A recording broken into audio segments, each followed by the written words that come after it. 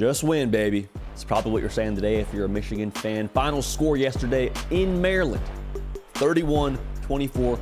Wolverines get it done, setting up that big one now. That big one next week in Ann Arbor against Ohio State. Before we get to that, though, we got to unpack this Michigan game just a little bit because there was a whole lot of weird that went into the situation. From the game itself, from the approach to this game itself. I mean, heck, the last couple of weeks for Michigan have been anything but normal. We'll talk about that here in just a second. First things first, make sure you're subscribed. Michigan Faithful, had a lot of y'all get dialed in right here and be subscribed to the channel. Double check that you have subscribed for me really quick. We appreciate y'all doing that. We appreciate y'all being a part of this. Also, second thing, make sure you're following me on both the social channels, Instagram and Twitter, same tag at JD Pickell. I want to hear from y'all. Let me know what y'all thought about yesterday's game. Let me know how you feel about this big game heading up in Ann Arbor here in just a few short days. Going to be a big one. Excited to hear from y'all. Like I said, whole lot of weird going into this one. Had a coach get fired days before the game. You had Jim Harbaugh take the suspension from the Big Ten. Heck, you had a weird letdown spot after Penn State. Then you had the look-ahead spot to Ohio State. Oh, by the way, it's on the road. Like, there was so many factors going into this game. You just wonder how a team like Michigan would handle it. And to be clear, Michigan, extremely mature team full of adults. But even with that being said, this is a tricky spot for any team. I don't care if it's the Miami Dolphins or if it's Michigan. Still, I think we need to assess the fact that they executed how they needed to execute to win the game, but it wasn't the execution that you expect from a Michigan team. Let's start with the offense.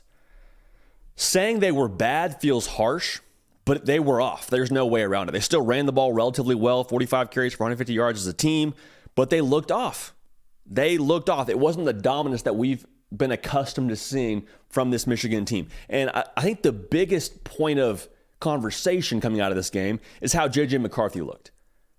Not a terrible stat line. I mean, 12 for 23, 141 yards, no touchdowns, one pick. And it was an uncharacteristic interception for J.J. McCarthy. But he had that deep pass to Cornelius Johnson that he missed on that was, typically one that he hits. The interception itself, we said, it wasn't necessarily, something we've seen from him typically. Like, he just didn't really look like he was as dialed in as we've come to expect him to look. Offense only accounted for 20 points yesterday. Like, if the defense didn't do what they did, maybe that final score ends up looking differently because the offense scored less points than Maryland, and Maryland scored 24.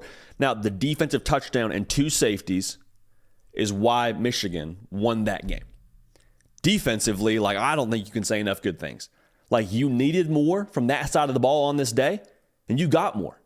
Forced 3 turnovers, had a scoop and score. I already said I had 4 points off safeties. That's ridiculous by any means necessary. Allowed 15 yards rushing. Made this Maryland offense one-dimensional. That's all you can ask for. And so I think coming out of this game, there's going to be a lot of people that say, oh, there's the weak spot for Michigan. Hey, we knew there was a chance they'd have that letdown. We knew there was a chance they were going to look human, and look at it. They're cracking under pressure.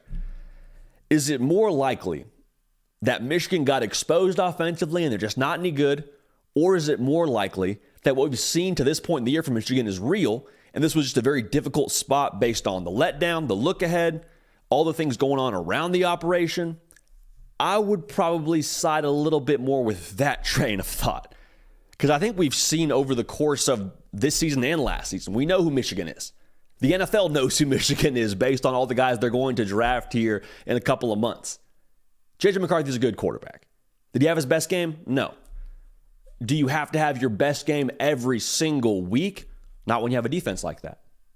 So I think there's something to be said for finding a way. And we say that a lot on Tell the Truth Sunday right here on the On3 YouTube channel, but I'm going to say it again with Michigan. There is something to be said for finding a way. Yesterday against Maryland, to me, felt like a testing the integrity of the structure kind of game.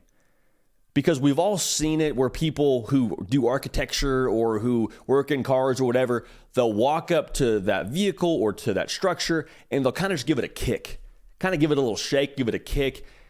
And from the outside looking in, you're like, well, that's weird. But what they're doing is they're testing the integrity of how that thing is built. Because if you kick it and the integrity within it isn't solid, it'll fall right over. You'll get a dent. You'll get something that tells you, hey, this thing is not built well. This thing has issues internally. You can't see it from the outside, but if you test it, if you give it a little push, problems arise. We saw that from Michigan yesterday. The offense was not how we expected to look next week against Ohio State. Like, let's be real. The offense got tested, got pushed. That was what you pushed up against if you're testing the structure. However, the structure remained solid. The defense answered the call to action. You saw Michigan be firm. And I think that's all you can ask in this spot. When you look going forward for Michigan, you hate to put the positive spin too much on a poor showing like this. But in reality, you check the box. You accomplished the mission. You're still undefeated. That's all you can ask for at this point. In some ways, this might be the best thing for Michigan going forward. And I hate to even say that because it sounds like I'm selling you hopium. That's not what I'm trying to do. I'm just saying, if you were in this spot for the first time next week against Ohio State, at that point, I would feel a little bit more concerned.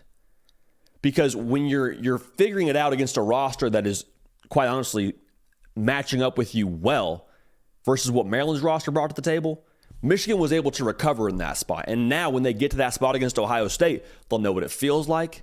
There'll be no sense of panic. Heck, that staff will have less panic, you would imagine, too. Not that we saw any yesterday, but now Sherrone more knows what that feels like, being the head coach at Michigan and having that whole spot where you're kind of in a dogfight, honestly, in that fourth quarter. I think you're better for it next week because of what happened this game against Maryland.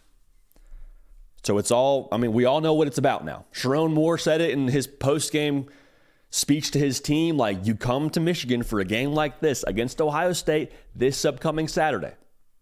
It'll be to determine likely the Big Ten champion. It'll be to determine likely who makes the college football playoff from the Big Ten.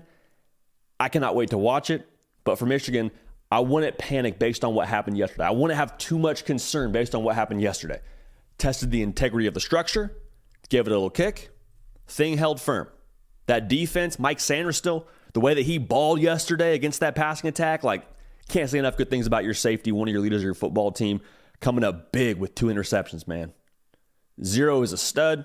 Kenneth Grant is a stud up front for you, big 340, 6'3". He's a havoc wreaker in the middle. As long as you got dudes like that on your defense, holding up there into the bargain, picking up your offense, I think you're in good shape because the offense, I believe, is going to be just fine when it comes to that game against Ohio State. Going to be a lot of fun to watch. Again, make sure you're subscribed right here to the On3 YouTube channel. We'll have our prediction for you for Michigan, Ohio State this Tuesday on the live show, 11 a.m. Eastern. Don't want you to miss it. Best way to make sure you don't miss it, make sure you're subscribed. Also follow me on Twitter and Instagram at JD Piquel. Hey, we appreciate y'all. We love y'all. We're going to keep this party rolling. We will see y'all next time. Hey, y'all. Thanks so much for watching. Subscribe to the channel here to make sure you don't miss an episode of The Hard Count. Also, be sure to check out other videos on the On3 YouTube channel.